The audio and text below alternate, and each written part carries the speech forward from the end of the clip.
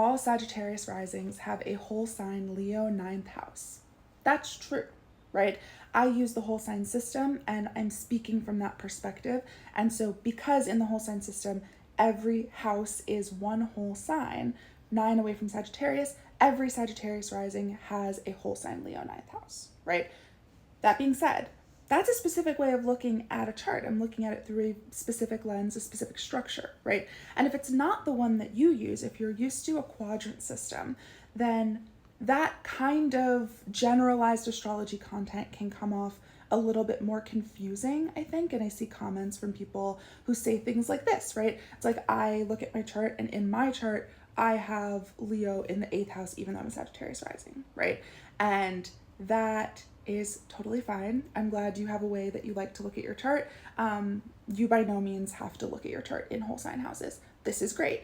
But if you want to still be able to consume like generalized astrology content from people like me who make content using whole sign houses, one thing that can be really helpful is just getting into the nitty gritty in terms of what degree is the cusp of each of your houses, right? So you know your rising sign degree is later in Sag. So what is the degree and sign that begins your 2nd house, your 3rd house, your 4th house, your 5th house, your 6th house, so on, right?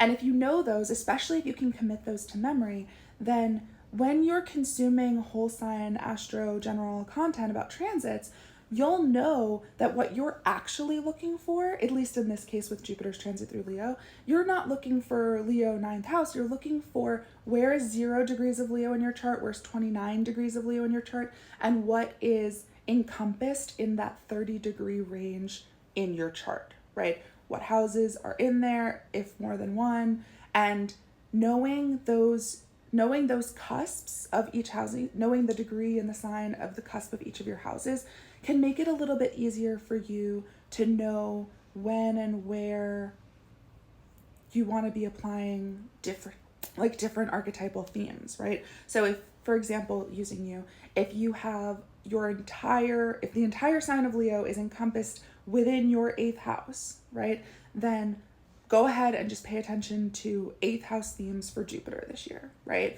But if you have 0 degrees of Leo in your 7th house and your 8th house begins somewhere in Leo, and then your 9th house also begins somewhere in Leo, which is possible with quadrant house systems, pay attention to that too, because then what you want to do is you want to keep an eye out. You can look on different kinds of astro websites. You could even comment here what the degrees are, and I can tell you when Leo will move from